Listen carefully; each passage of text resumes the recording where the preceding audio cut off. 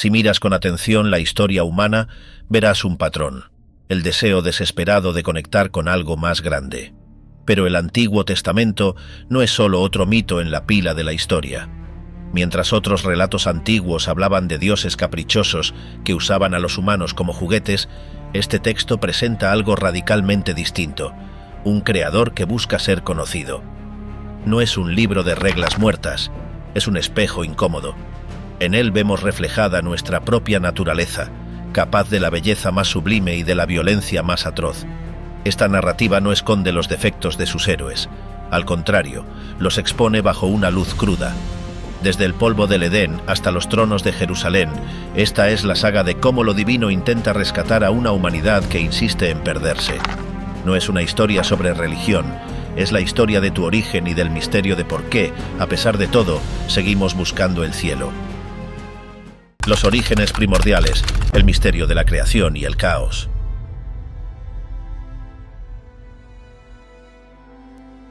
Todo comienza con una afirmación audaz, carente de disculpas o explicaciones previas. Bereshit bara Elohim. En el principio creó Dios. En un mundo antiguo dominado por el miedo a los espíritus impredecibles de la naturaleza, esta frase fue una revolución. Declaraba que la materia no es eterna, ni malvada, ni accidental. El universo fue intencional. El relato del Génesis nos presenta una progresión litúrgica, casi musical. Durante 6 días, periodos cuya duración exacta sigue siendo un misterio teológico, el Creador pone orden en el tohu babohu, el desorden y el vacío. La luz se separa de la oscuridad, las aguas de la tierra seca. No hay batalla cósmica aquí, a diferencia del Enuma Elish babilónico. Aquí hay soberanía absoluta. Dios habla y la realidad obedece, y en la cúspide de esta arquitectura cósmica aparece el ser humano. Aquí radica el primer gran misterio antropológico, la Imago Dei. El hombre y la mujer no son creados como esclavos para alimentar a los dioses, como creían los sumerios, sino como virreyes. Son portadores de la imagen divina, dotados de razón, moralidad y capacidad creativa.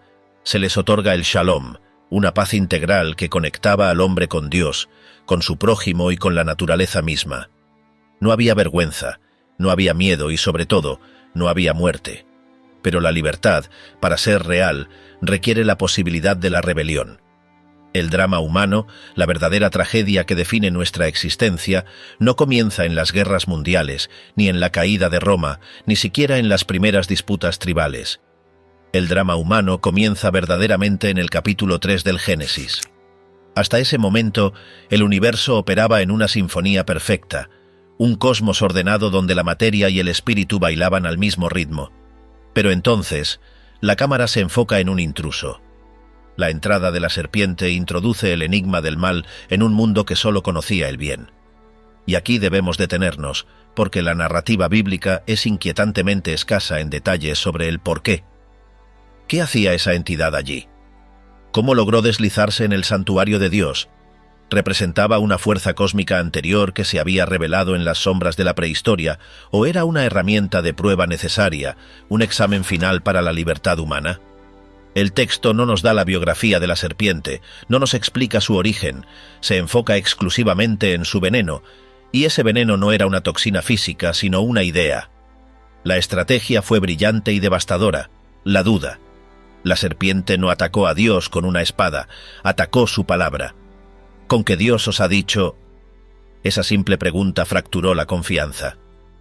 Y luego vino la promesa, la mentira fundacional que ha resonado en cada dictador, en cada imperio y en cada corazón rebelde desde entonces. Seréis como Dios. Tenemos que entender la magnitud de esto. El pecado original no fue un simple acto de gula. No se trataba de tener hambre y comer una fruta prohibida porque se veía deliciosa. Fue un intento de golpe de estado cósmico. El ser humano, la criatura, quiso usurpar el trono del Creador. Al comer, Adán y Eva declararon que ellos, y no Dios, tendrían la última palabra sobre la realidad. Quisieron definir por sí mismos lo que era el bien y lo que era el mal, rechazando la definición objetiva de su Creador. Fue una declaración de autonomía absoluta. Yo soy mi propia ley. Las consecuencias no fueron una simple palmada en la mano, fueron catastróficas y totales. La realidad misma se rasgó. Lo que siguió fue una implosión que afectó cada dimensión de la existencia humana. La ruptura fue cuádruple, y todavía vivimos entre los escombros de esa explosión. Primero, la ruptura teológica. El hombre que antes caminaba con Dios al aire del día, ahora corre a esconderse entre los arbustos. La intimidad se rompe. La fuente de la vida se convierte en una fuente de terror para la criatura. El hombre ya no busca a Dios, huye de él. Segundo, la ruptura psicológica. Por primera vez en la historia, el ser humano experimenta dos emociones que no estaban en el diseño original: la vergüenza y el miedo. Se miraron a sí mismos y se sintieron expuestos, vulnerables. La inocencia no se perdió, fue asesinada. La ansiedad nació en ese instante. Tercero, la ruptura sociológica. Cuando Dios confronta al hombre, la reacción inmediata de Adán no es el arrepentimiento, es la acusación. La mujer que me diste por compañera. En un instante, la poesía del capítulo 2 se convierte en litigio. Adán culpa a Eva, y al hacerlo, culpa a Dios por haberla creado. La unidad humana se hizo añicos, inaugurando la guerra de los sexos y el conflicto interpersonal. Y finalmente, la ruptura ecológica. La tierra misma fue maldita. La naturaleza, que estaba diseñada para cooperar con el hombre, ahora se rebela. Espinos, cardos, dolor, sudor. El trabajo deja de ser una vocación gloriosa para convertirse en una lucha por la supervivencia contra un planeta hostil. La muerte entra en la ecuación biológica. El cuadro es desolador. La sentencia de muerte fue pronunciada: polvo eres y al polvo volverás.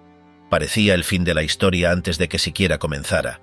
Sin embargo, en el momento más oscuro, en medio del juicio, surgió el primer destello de luz, un misterio conocido por los teólogos como el protoevangelio.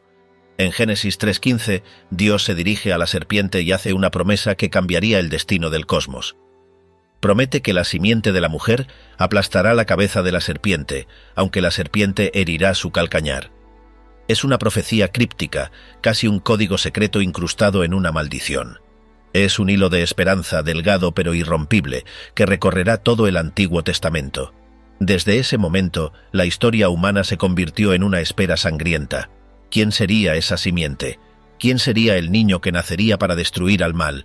La humanidad comenzó a buscar a ese libertador, sin saber que la espera duraría milenios y costaría ríos de sangre. Expulsada del paraíso al este del Edén, la humanidad no mejoró con la experiencia, degeneró con una velocidad aterradora. Si alguien pensaba que el ser humano aprendería la lección, la siguiente generación demostró lo contrario.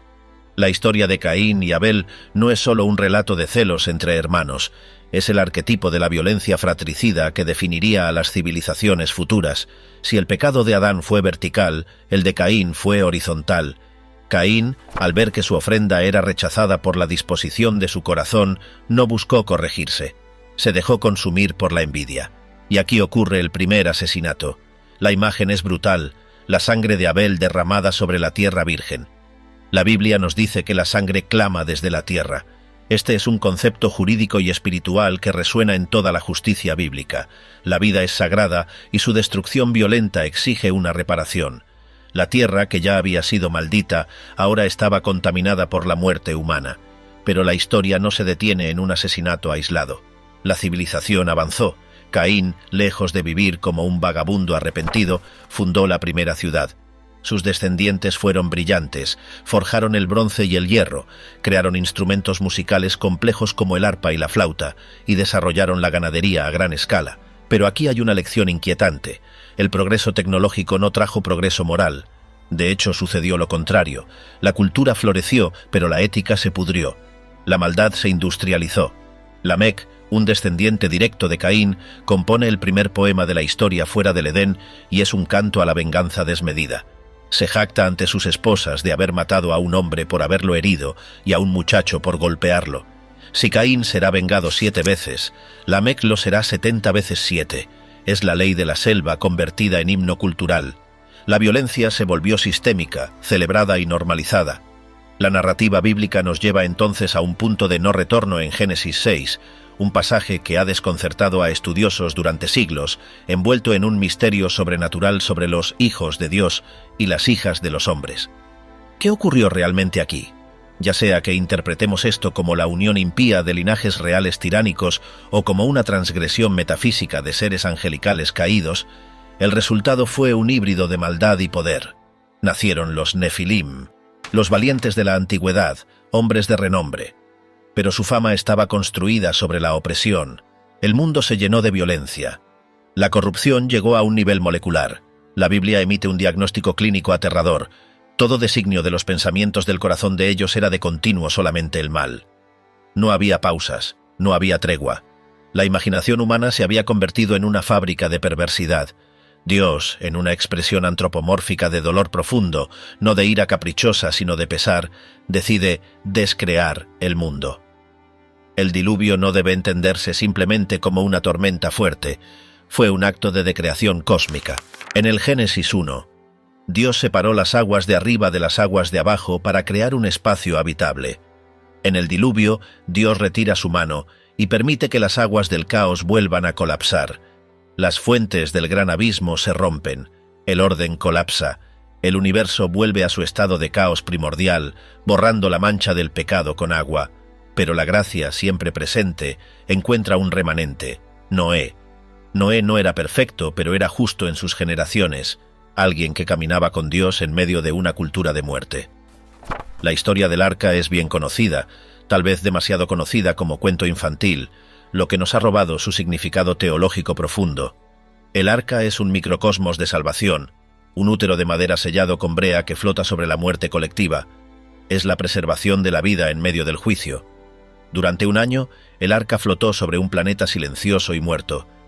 Cuando las aguas finalmente bajaron, Noé salió y lo primero que hizo fue construir un altar, ofreció un sacrificio, y Dios, al percibir ese aroma, establece el primer pacto explícito con la humanidad post-diluviana, el pacto noético. El arco iris aparece en las nubes. No es solo un fenómeno óptico, es una firma divina.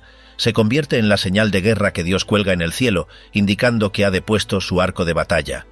Dios promete que nunca más destruirá el mundo por agua, a pesar de que, y esto es crucial, el corazón humano sigue inclinado al mal desde su juventud.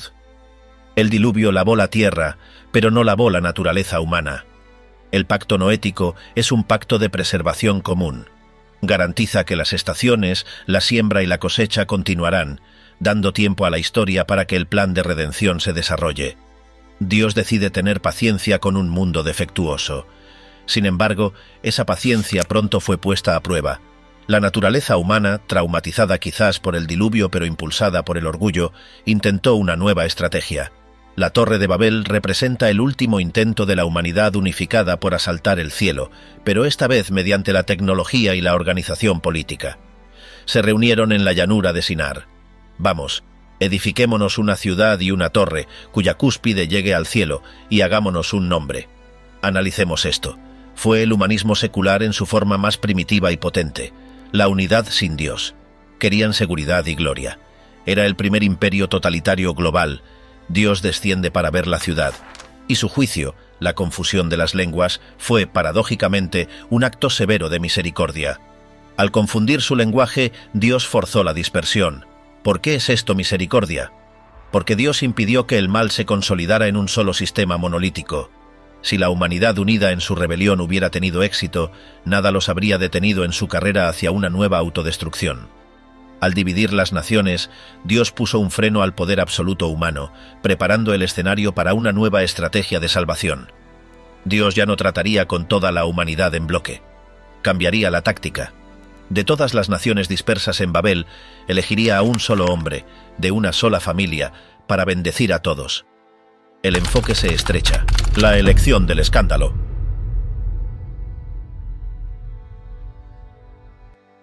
Aquí ocurre el giro más dramático de la historia antigua. Dejamos atrás las vastas narrativas de diluvios cósmicos y torres imperiales para hacer zoom en una sola tienda nómada en el desierto. Dios llama a Abram, y debemos preguntarnos, ¿por qué él? Abram no era un santo, ni un profeta, ni un rey. No era un monoteísta buscando la verdad en las montañas. Era un habitante de Ur de los Caldeos, una metrópolis sofisticada en el sur de Mesopotamia. Ur era una ciudad de zigurats imponentes, bibliotecas de tablillas de arcilla, comercio internacional y, sobre todo, idolatría. La familia de Abraham adoraba a Nana, el dios Luna. Abraham era un pagano más en un sistema pagano. El llamado de Dios en Génesis 12 cae como un rayo en un cielo despejado. Vete de tu tierra y de tu parentela, y de la casa de tu padre, a la tierra que te mostraré. Es una exigencia radical. En el mundo antiguo, tu tierra y tu familia eran tu identidad, tu seguridad social, tu protección legal y tu futuro. Dios le exige a Abraham un suicidio social. Le pide renunciar a su pasado, a su seguridad y a su identidad cultural. A cambio, le ofrece 3 promesas que, desde una perspectiva humana, eran risibles e imposibles. Primero le prometió una tierra, Canaán, pasando por alto el pequeño problema de que ya estaba habitada por cananeos feroces y protegida por ciudades amuralladas. Luego le aseguró una descendencia para hacer de él una nación grande, aun cuando la biología estaba completamente en su contra, pues su esposa Sara era estéril y la vejez de ambos hacía la idea inverosímil. Finalmente, le garantizó una bendición universal, declarando que en él serían benditas todas las familias de la tierra, lo que dejaba en el aire la pregunta de cómo un nómada errante y sin hijos podría llegar a bendecir al mundo entero. Este es el pacto abrahámico, la columna vertebral de todo el relato bíblico y la historia de la redención. Lo fascinante es cómo se ratifica este pacto. A diferencia de los pactos condicionales humanos, Dios ratifica este pacto de manera unilateral en Génesis 15. Abraham pregunta cómo sabrá que heredará la tierra. Dios le ordena preparar una ceremonia antigua de juramento real. Parte animales por la mitad y los coloca en 2 hileras, creando un pasillo de sangre. En la antigüedad, los 2 reyes que hacían un pacto caminaban juntos por el medio, diciendo simbólicamente: «Que me ocurra a mí lo que a estos animales si rompo mi promesa». Pero cuando cae la noche y el terror de una gran oscuridad sobrecoge a Abraham, él no camina. Cae en un sueño profundo. Solo Dios, representado por una antorcha de fuego y un horno humeante, pasa entre los animales sacrificados. Dios está jurando por sí mismo. Está diciendo: «Yo asumo toda la responsabilidad de cumplir esta promesa, si fallo que yo sea destruido». Abraham solo tuvo que creer. Y esa fe, esa confianza desnuda en la palabra de un Dios invisible, le fue contada por justicia. Pero no nos engañemos idealizando a los patriarcas. La fe de Abraham no fue una línea recta ascendente. Fue un gráfico sísmico lleno de picos de valentía y abismos de cobardía. Abraham, el padre de la fe, mintió 2 veces entregando a su esposa Sara a harenes de faraones y reyes extranjeros solo para salvar su propia piel, actuando no como un hombre de fe, sino como un oportunista asustado. Sara tampoco fue inmune a la duda. Desesperada por la esterilidad y los años que pasaban, decidió ayudar a Dios. Ofreció a su esclava egipcia, Agar, a Abraham. Fue una solución culturalmente aceptada en la época, pero espiritualmente desastrosa. De esa unión nació Ismael y, con él, un conflicto doméstico que engendró tensiones tribales que perduran milenios hasta el día de hoy. Sin embargo, el Dios de la Biblia se revela aquí como el Dios que trabaja a través de los fracasos humanos, no a pesar de ellos. Él bendice a Ismael, pero insiste: el hijo de la promesa debe venir de Sara. Contra toda lógica médica nace Isaac. La risa llenó la tienda de los ancianos, pero la prueba final estaba por llegar. El clímax de la vida de Abraham no fue el nacimiento de Isaac, sino el evento en el monte Moria. La orden de Dios es, sin duda, el pasaje más aterrador y psicológicamente denso del Antiguo Testamento. Toma ahora a tu hijo, tu único, Isaac, a quien amas, y vete a tierra de Moria, y ofrécelo allí en holocausto. El silencio de Abraham en el texto es ensordecedor. 3 días de viaje. 3 días pensando que iba a matar al cumplimiento de la promesa de Dios. ¿Qué clase de Dios pide un sacrificio humano? ¿Acaso Yahvé era igual a Moloc, el dios cananeo que exigía niños?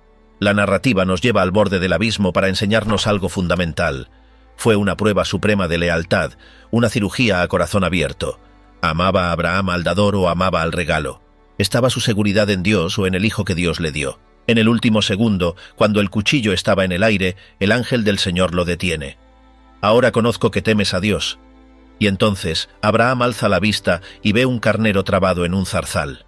Este evento, la aqueda, reverbera a través de los siglos con una potencia inigualable. Establece 2 verdades monumentales. Primero, el Dios de Israel no acepta sacrificios humanos. Él provee el sustituto. Se diferencia radicalmente de los ídolos de la época. Segundo, prefigura un misterio futuro que es el centro de la fe cristiana. En ese mismo monte, siglos después, Dios Padre sí entregaría a su Hijo por la salvación del mundo, y esta vez no habría nadie para detener el golpe. En el monte Moria, la sustitución se convierte en el mecanismo de la redención. En el monte de Jehová será provisto. La antorcha de la promesa pasa entonces a Isaac y luego, de manera conflictiva, a Jacob. Si Abraham fue el hombre de fe, Jacob fue el hombre de lucha. De hecho, Jacob es quizás el personaje más humano y complejo de todos. Su nombre significa el que toma por el talón, y su vida hizo honor a su nombre desde el nacimiento. Jacob no era el primogénito, ese era Esaú, un hombre de campo velludo y fuerte. Jacob era tranquilo, casero, pero astuto como una serpiente. Aprovechó el hambre de su hermano para comprarle la primogenitura, los derechos legales y espirituales de la familia, por un simple plato de lentejas. Esaú despreció lo sagrado por satisfacer un apetito inmediato, pero Jacob, aunque usó métodos cuestionables, valoraba la promesa. Más tarde, Jacob roba la bendición paterna engañando a su padre Isaac, que estaba ciego y en su lecho de muerte. Se disfrazó con pieles de cabra para parecerse a su hermano. Fue un acto de traición familiar despreciable. Jacob tuvo que huir para salvar su vida, convirtiéndose en un fugitivo, un exiliado. Y sin embargo, fue el elegido. En su huida, en un lugar llamado Betel, Jacob tiene un sueño. Ve una escalera apoyada en la tierra cuya cima tocaba el cielo, y ángeles de Dios que subían y bajaban por ella. Al despertar, aterrorizado y asombrado, dice: «Ciertamente Jehová está en este lugar, y yo no lo sabía». Dios le confirma el pacto de Abraham. Dios no eligió a Jacob por su moralidad, sino por su gracia soberana. Estaba con él incluso cuando Jacob era un fugitivo tramposo. Pero la transformación definitiva de Jacob no ocurrió en un sueño, sino en un combate. Años después, regresando a su tierra y aterrorizado por el reencuentro con Esaú, Jacob se queda solo a la orilla del río Jaboc. Es de noche, y entonces ocurre lo inexplicable. Un varón sale de las sombras y comienza a luchar con él. No es una lucha metafórica, es un combate físico, cuerpo a cuerpo, sudor y polvo en la oscuridad. Jacob, el hombre que siempre había luchado con su ingenio y sus mentiras, ahora lucha con sus músculos, pelea toda la noche. El misterioso oponente, una teofanía, una manifestación física de Dios mismo, ve que Jacob no se rinde y le toca la articulación de la cadera, dislocándola. Jacob está herido, cojeando, derrotado físicamente, pero se aferra a su oponente con una desesperación salvaje. «No te dejaré si no me bendices», grita. Es el momento cumbre de su vida. Ya no intenta robar la bendición con disfraces. Ahora la pide directamente, con dolor, cara a cara con Dios. El varón le pregunta: «¿Cuál es tu nombre?». Al obligarlo a decir «me llamo Jacob», lo obliga a confesar su naturaleza, su pecado, su identidad pasada. Y entonces Dios le cambia el nombre. No se dirá más tu nombre Jacob, sino Israel, porque has luchado con Dios y con los hombres, y has vencido. Israel significa el que lucha con Dios. Esta es la nueva identidad del pueblo elegido y por extensión de todos los que siguen esta fe. No son los perfectos, ni los dóciles, ni los moralmente inmaculados. Son los Israel, los que luchan con Dios, los que tienen cicatrices, los que cojean por su encuentro con lo divino, pero que se aferran a Él en medio de la oscuridad y no lo sueltan hasta recibir la bendición. La historia de los patriarcas termina con esta nota asombrosa. Dios no se avergüenza de llamarse el Dios de Abraham, de Isaac y de Jacob. El Dios del universo vincula su nombre eterno a un pagano convertido, a un hijo de la promesa y a un estafador transformado. La fractura de la realidad que comenzó en el Edén empieza a ser cosida, no por la fuerza bruta, sino a través de las vidas complicadas y rotas de hombres elegidos para portar una promesa que eventualmente salvaría al mundo. La era patriarcal culmina con la saga de José, una narrativa maestra que podría rivalizar con cualquier drama moderno. José, el hijo favorito de Jacob, es vendido por sus propios hermanos, consumidos por la envidia. De ser el heredero mimado, pasa a ser esclavo en Egipto y luego prisionero olvidado en una mazmorra. Aquí, Dios parece guardar silencio. No hay voces desde el cielo, ni zarzas ardientes, ni ángeles que detengan cuchillos. Sin embargo, la teología de la historia de José es crucial. Es la doctrina de la providencia. Dios está moviendo los hilos detrás de las cortinas de la historia política y personal. A través de la interpretación de sueños, un don divino, José asciende de la prisión al palacio, convirtiéndose en el visir de Egipto, la mano derecha del faraón. Cuando sus hermanos llegan a Egipto, hambrientos por la sequía global, no reconocen al hombre al que traicionaron. El desenlace es una de las escenas más emotivas de la literatura antigua. José, entre lágrimas, revela su identidad, pero no busca venganza. Su declaración final resume la filosofía de la historia del Antiguo Testamento. Vosotros pensasteis mal contra mí, mas Dios lo encaminó a bien, para hacer lo que vemos hoy, para mantener en vida a mucho pueblo. El mal humano es real y responsable, pero la soberanía divina es capaz de tejer incluso los hilos más oscuros del pecado para formar un tapiz de salvación. Así, el libro del Génesis cierra con la familia de Israel instalada en Gosén, la mejor tierra de Egipto. Son 70 personas protegidas y prósperas, pero el texto nos deja con una nota de suspenso. José muere, y el libro termina con un ataúd en Egipto. La escena está lista, han pasado siglos. Los huesos de José esperan. La familia de Israel se multiplicará hasta convertirse en una nación dentro de otra nación, y pronto se levantará un faraón que no conocía a José. La etapa de los patriarcas ha terminado. La era de la esclavitud y la redención por sangre está a punto de comenzar. Los misterios de la creación y la elección individual darán paso al misterio de la ley y el tabernáculo. El Dios de los individuos está a punto de convertirse en el Dios de una nación. El Éxodo, la guerra de los dioses.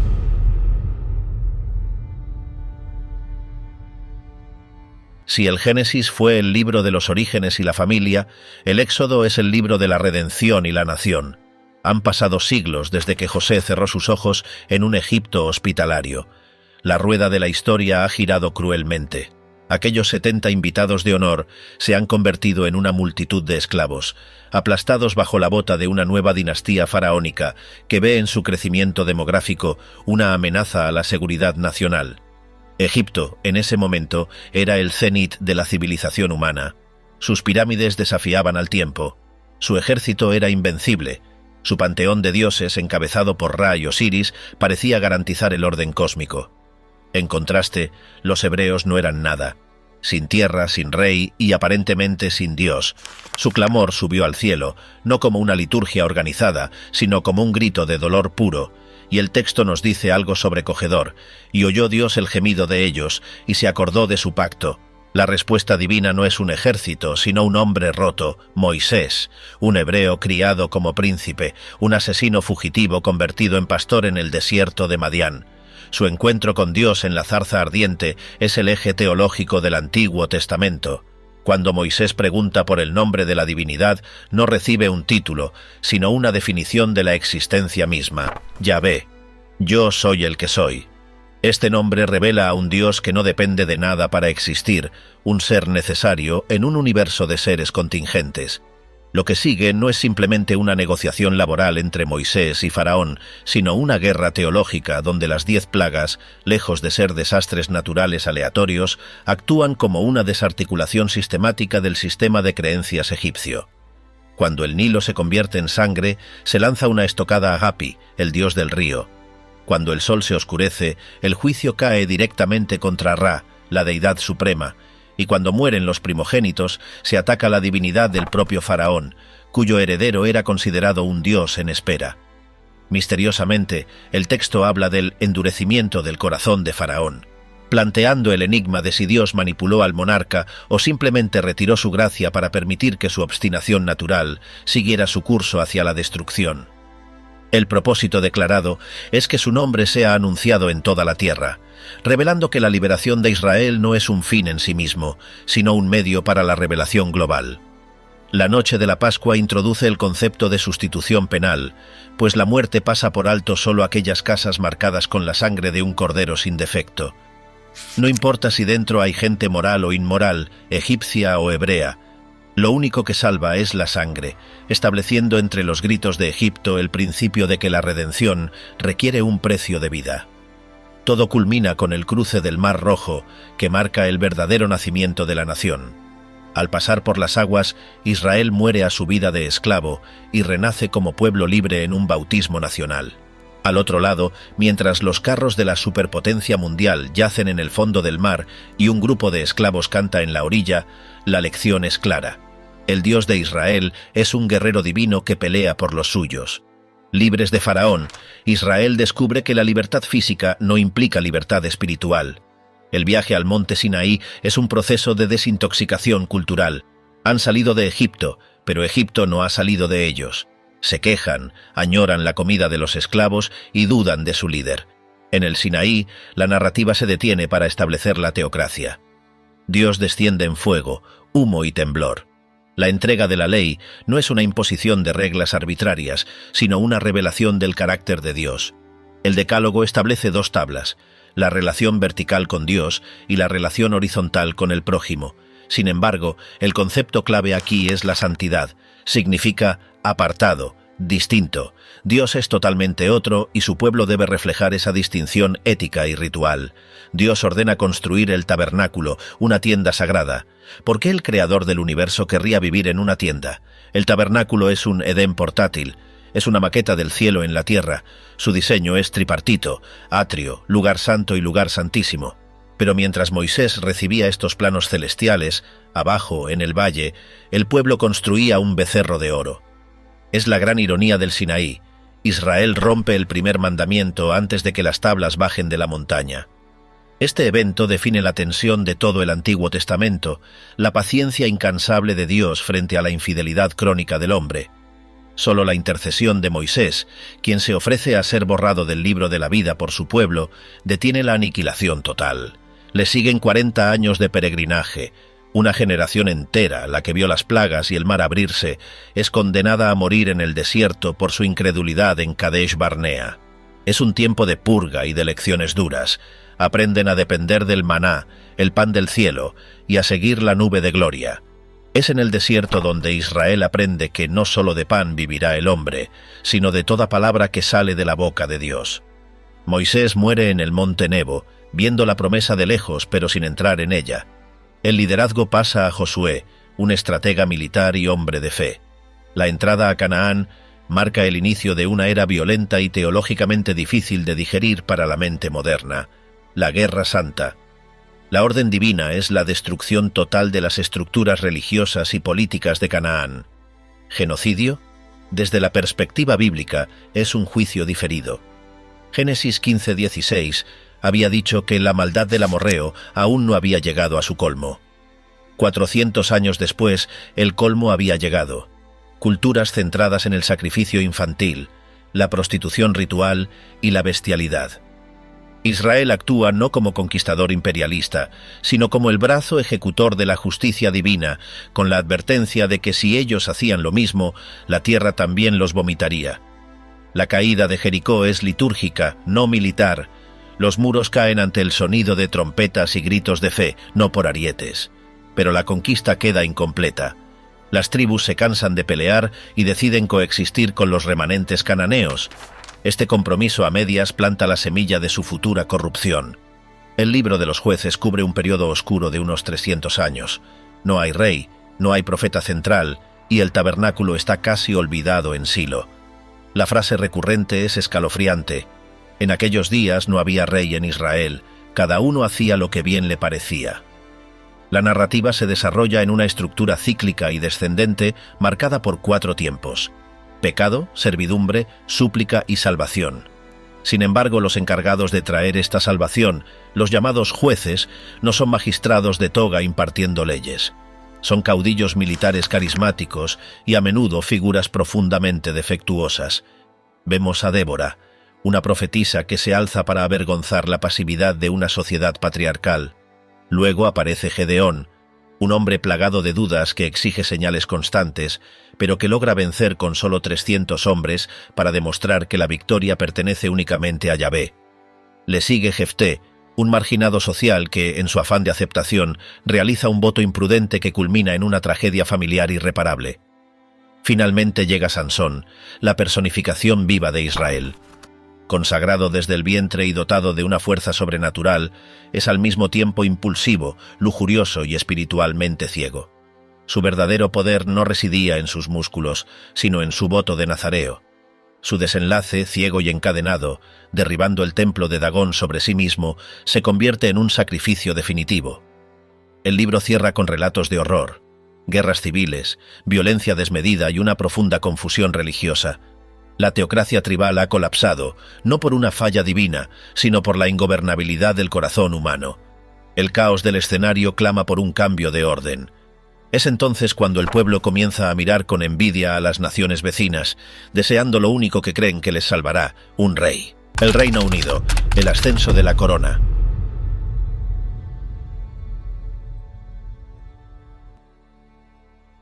El último juez, Samuel, preside esta transición dolorosa. Israel pide un rey para ser como las demás naciones. Dios interpreta esto no como un rechazo a Samuel, sino como un rechazo a su propia realeza directa. Sin embargo, lo permite.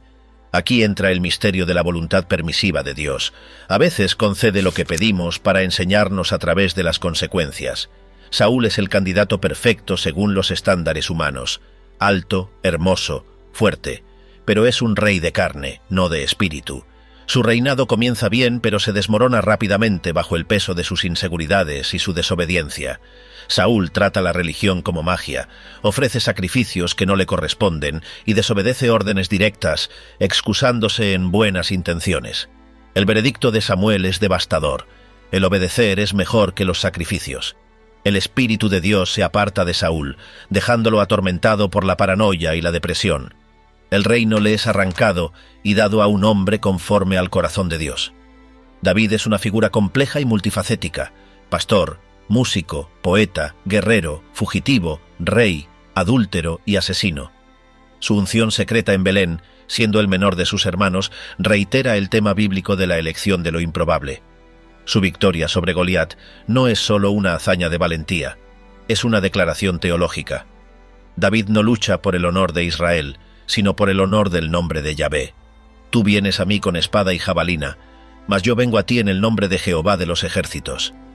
Como rey, David logra lo que nadie antes: unifica las tribus, conquista Jerusalén y la convierte en la capital política y religiosa.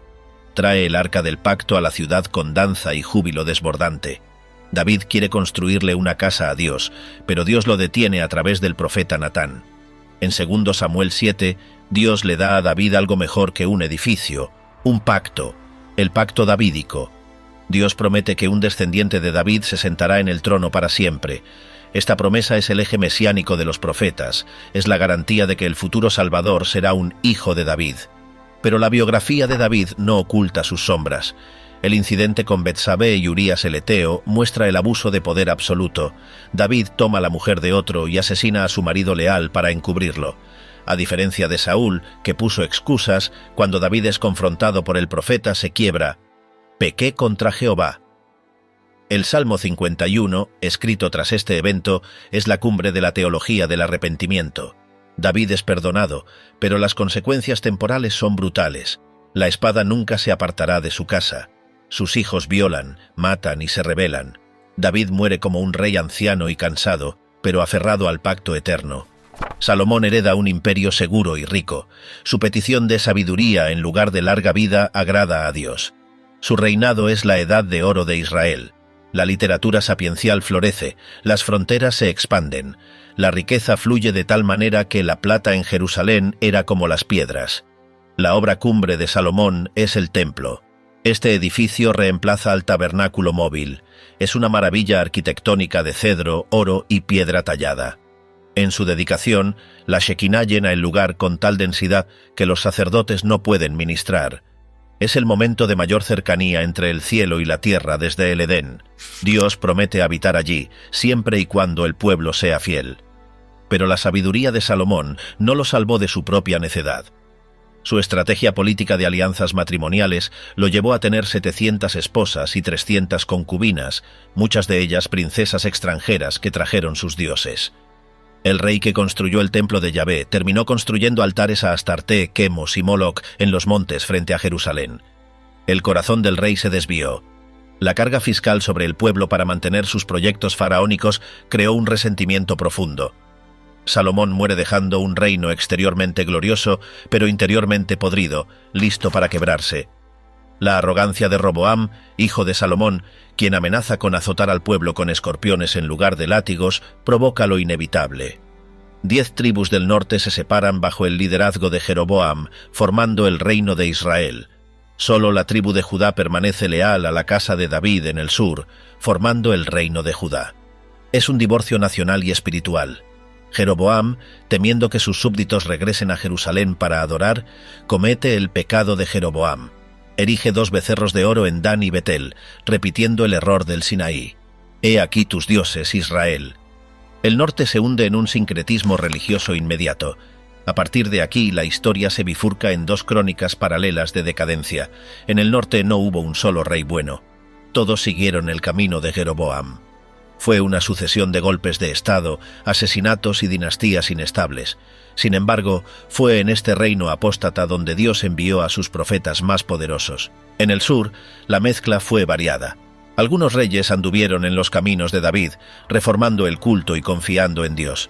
Otros fueron peores que los cananeos.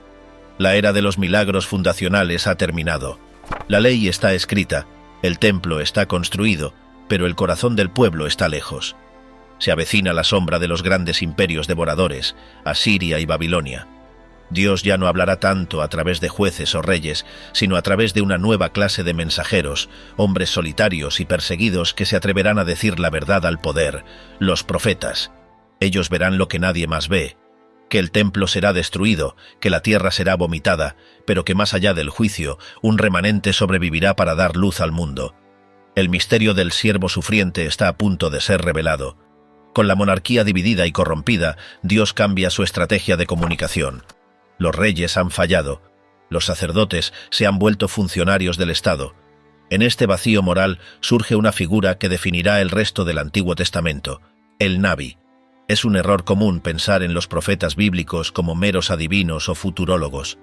No eran lectores de la fortuna, eran en esencia abogados del pacto. Eran hombres llamados desde los márgenes de la sociedad para presentar una demanda judicial de parte de Dios contra su propio pueblo. Su mensaje era impopular, peligroso y monótono. Han roto el contrato y las cláusulas de maldición de Deuteronomio están a punto de activarse. En el reino del norte, la apostasía alcanzó su cenit con el rey Acab y su esposa fenicia, Jezabel. Ellos institucionalizaron el culto a Baal, el dios cananeo de las tormentas y la fertilidad. En respuesta, Dios envió a Elías, cuyo nombre es un grito de guerra. Yahvé es mi Dios. Elías no escribe libros, él actúa. Su ministerio es una confrontación directa de poder. El duelo en el Monte Carmelo es una de las escenas más dramáticas de la literatura antigua. Es un juicio por fuego. Por un lado, 450 profetas de Baal bailando y sajándose la piel. Por otro, un hombre solo frente a un altar empapado de agua. Cuando el fuego desciende del cielo, no es solo un milagro. Es una declaración teológica. Baal, el supuesto dios del rayo, es impotente en su propia montaña. Yahvé es el único soberano de la naturaleza. Sin embargo, la victoria de Elías es efímera. Jezabel jura matarlo y el profeta huye, deseando la muerte. Aquí vemos la humanidad cruda del mensajero divino. Dios no lo reprende, sino que lo alimenta y le habla, no en el terremoto ni en el fuego, sino en un silbido apacible y delicado. El misterio revelado aquí es profundo. Dios no siempre está en el espectáculo del poder, sino en el susurro que habla a la conciencia. Su sucesor, Eliseo, pide una doble porción del espíritu de Elías. Su ministerio está lleno de milagros que prefiguran a Cristo. Sana leprosos, multiplica el pan, resucita muertos y hace flotar el hierro. Pero a pesar de estas señales, el norte no se arrepiente. La caída de Samaria, el fin de las 10 tribus.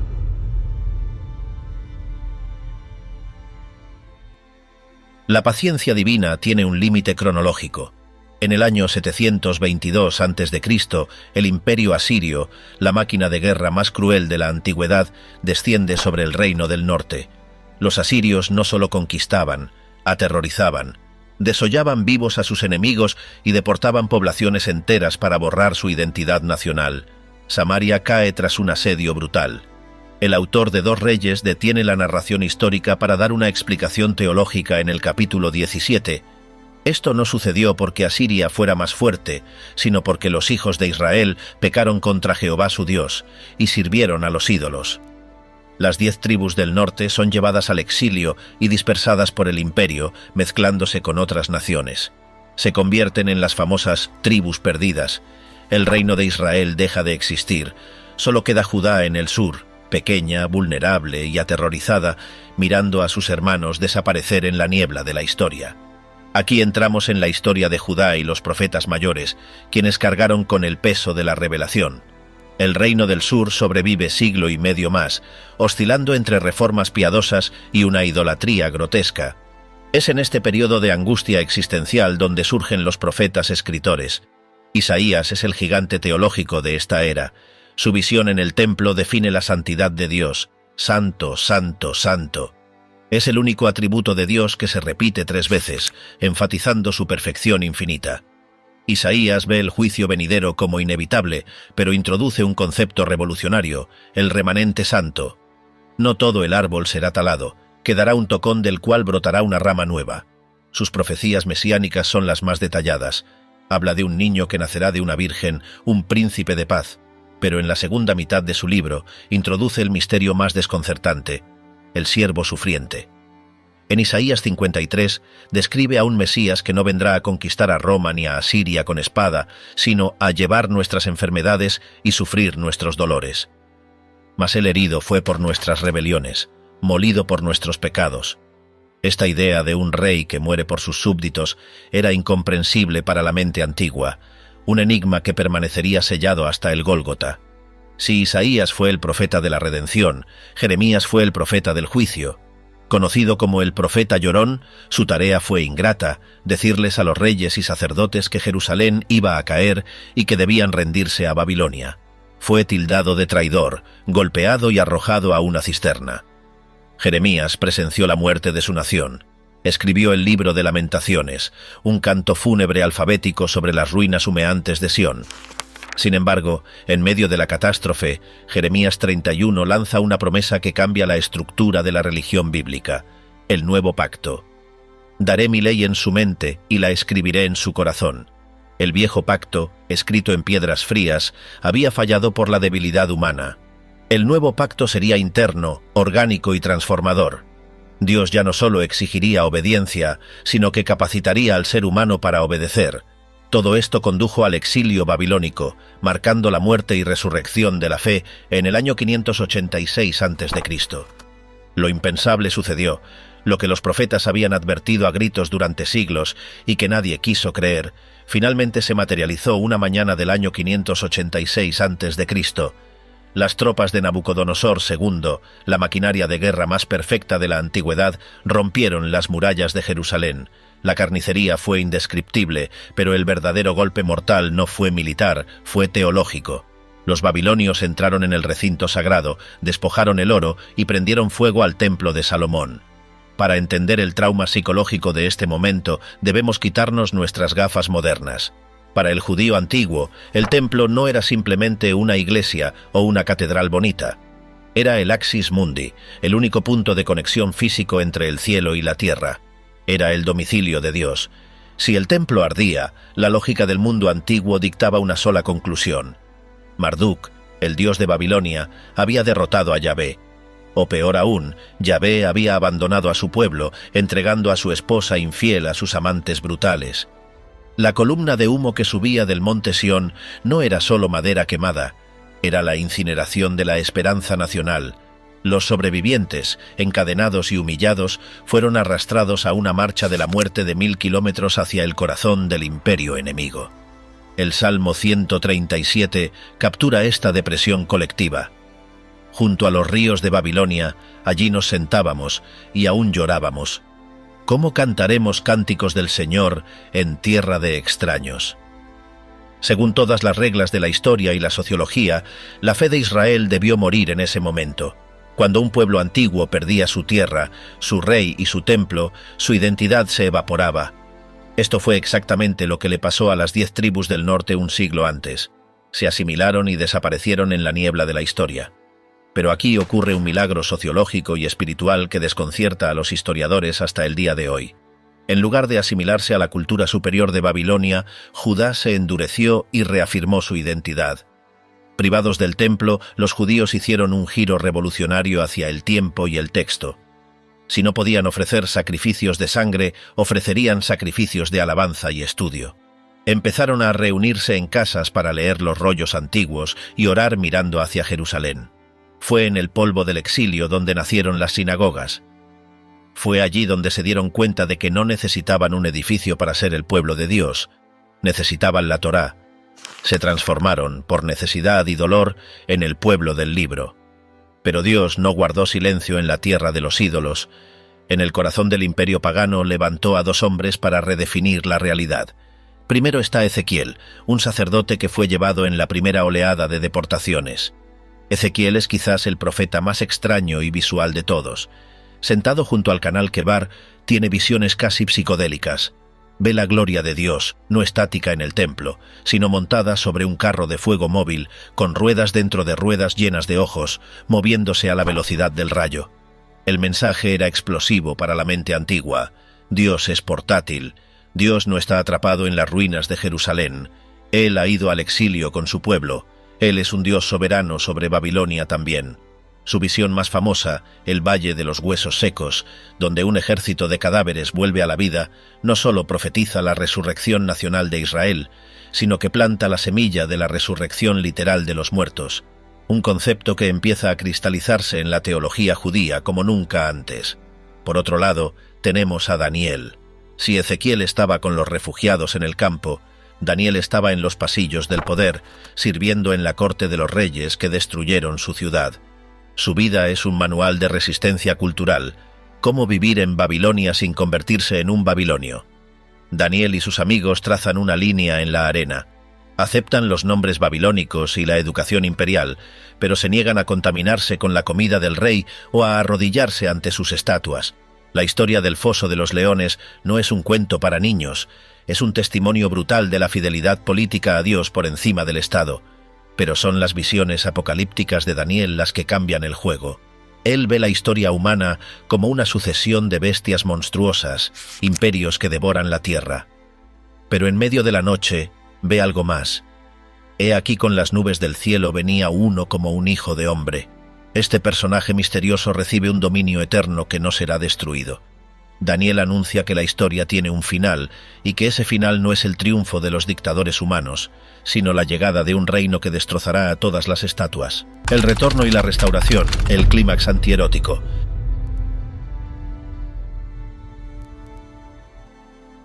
La historia da otro vuelco repentino.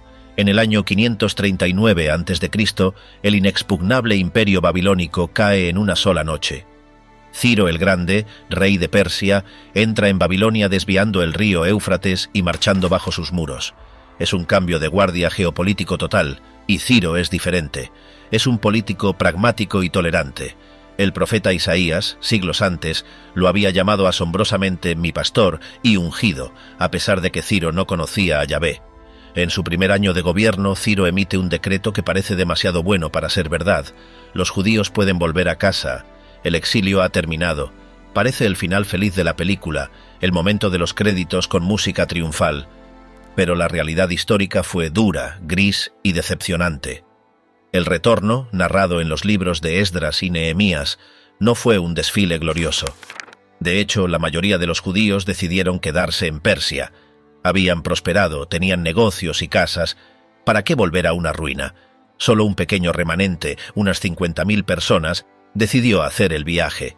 Lo que encontraron al llegar les rompió el corazón.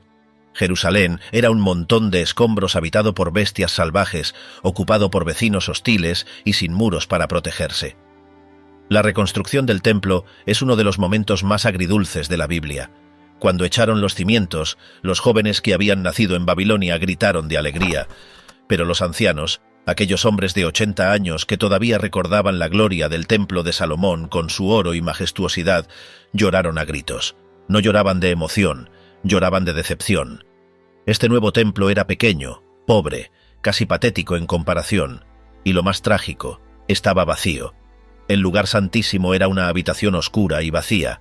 El arca del pacto había desaparecido en la destrucción de Nabucodonosor y nunca más se volvió a ver.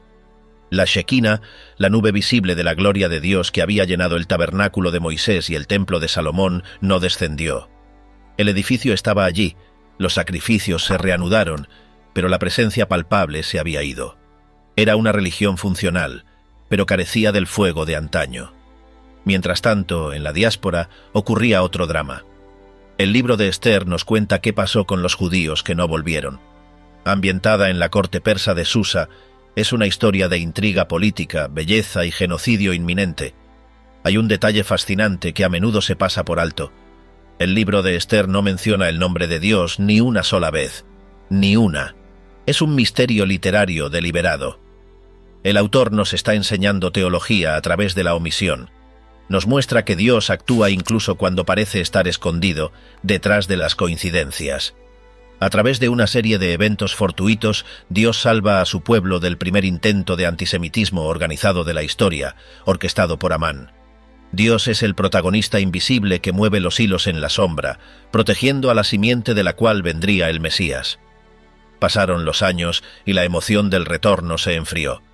Los profetas postexílicos se enfrentaron a un enemigo nuevo. Ya no luchaban contra la adoración de Baal o los ídolos de madera.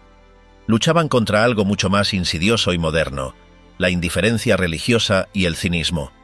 El pueblo había vuelto, sí, pero las profecías gloriosas de Isaías no se habían cumplido. El reino de Dios no había bajado con poder. Israel no gobernaba a las naciones, seguían siendo una provincia vasalla y pobre del imperio persa, pagando impuestos altos. Las cosechas fallaban. La vida era dura. La pregunta que flotaba en el aire era venenosa. ¿De qué sirve servir a Dios?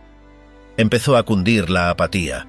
Los sacerdotes, aburridos de su liturgia, empezaron a ofrecer animales ciegos, cojos y enfermos en el altar, guardando lo mejor para ellos. El altar de Jehová es despreciable, decían con sus acciones. Los hombres empezaron a divorciarse de la esposa de su juventud para casarse con mujeres extranjeras más jóvenes y conectadas socialmente, rompiendo el pacto familiar. Malaquías, el último profeta, entra en escena como un fiscal en un tribunal. Su libro es una disputa judicial continua. Dios acusa al pueblo y el pueblo, cínico, responde: ¿en qué nos has amado? ¿En qué te hemos robado? La respuesta de Dios es cortante. El hijo honra al padre y el siervo a su señor. Sí, pues soy yo padre, ¿dónde está mi honra? Dios cierra el grifo de la bendición porque el pueblo ha cerrado su corazón. Pero incluso en medio de este juicio por la mediocridad espiritual, Malaquías lanza una mirada al futuro lejano. El Antiguo Testamento no termina con una victoria, termina con una nota de suspenso insoportable, termina con una promesa y una amenaza. Promete que el sol de justicia nacerá con salvación en sus alas. Promete que, antes de que llegue el día grande y terrible del Señor, Dios enviará al profeta Elías para hacer volver el corazón de los padres a los hijos y de los hijos a los padres. Pero la última palabra del Antiguo Testamento en el original hebreo, y en muchas versiones es, significativamente, maldición. No sea que yo venga y hiera la tierra con maldición. Es un final brutal. Es una advertencia de que la historia está inconclusa. El problema del pecado, expuesto en Génesis 3, no se ha resuelto. Los sacrificios de millones de toros y machos cabríos a lo largo de los siglos no han podido limpiar la conciencia humana. El pueblo está en la tierra, pero sus corazones están lejos. El escenario se oscurece y el telón baja abruptamente. Después de Malaquías, el cielo se cierra herméticamente. Durante 400 años no hay profeta, ni visión, ni escritura inspirada. Dios, que había hablado muchas veces y de muchas maneras a los padres, ahora guarda un silencio aterrador. Es lo que los historiadores llaman el período intertestamentario. Para el judío común, debió sentirse como si Dios se hubiera marchado o hubiera muerto, pero al levantar el velo descubrimos que, en medio de ese silencio, la providencia divina trabajaba frenéticamente en el escenario geopolítico, preparando el mundo para el evento central de la historia. Dios estaba construyendo la infraestructura para la expansión del Evangelio, utilizando irónicamente a naciones paganas para lograrlo.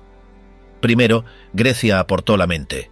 Las conquistas de Alejandro Magno helenizaron el mundo conocido, estandarizando el griego koiné como idioma comercial desde la India hasta España y permitiendo, mediante la Septuaginta en Egipto, que las escrituras fueran por fin accesibles a los gentiles. El software lingüístico estaba listo. Luego entró en escena Roma, la bestia de hierro, para aportar el cuerpo. El imperio construyó las carreteras que conectaban todo el territorio y estableció la Pax Romana, eliminando fronteras y piratas para que el hardware necesario para los viajes misioneros estuviera operativo. Mientras tanto, en Israel se gestaba el espíritu. Surgió una tensión insoportable bajo el celo obsesivo de los fariseos, llevando la esperanza mesiánica a su punto de ebullición. Nunca antes el mundo había deseado tanto a un Salvador. En última instancia, la historia completa del Antiguo Testamento es una pregunta gigantesca que queda flotando en el aire durante esos 4 siglos, una flecha lanzada con fuerza que aún no ha encontrado su blanco. Es una demostración exhaustiva del fracaso humano en todas sus facetas. La ley evidenció la necesidad absoluta de santidad sin otorgar el poder para cumplirla, mientras que los profetas expusieron nuestra incapacidad crónica para escuchar y obedecer. Los sacrificios demostraron que la gravedad del pecado exigía muerte, pero que la sangre animal era solo un parche temporal, y el fracaso de los reyes probó definitivamente que ningún líder político, por sabio o fuerte que sea, tiene la capacidad de salvar el alma de una nación. Todo ha fallado. El hombre está en bancarrota moral. El escenario está vacío, silencioso y oscuro. El mundo contiene la respiración. Todo está listo para que, en una aldea insignificante de Galilea, el silencio se rompa con el llanto de un bebé.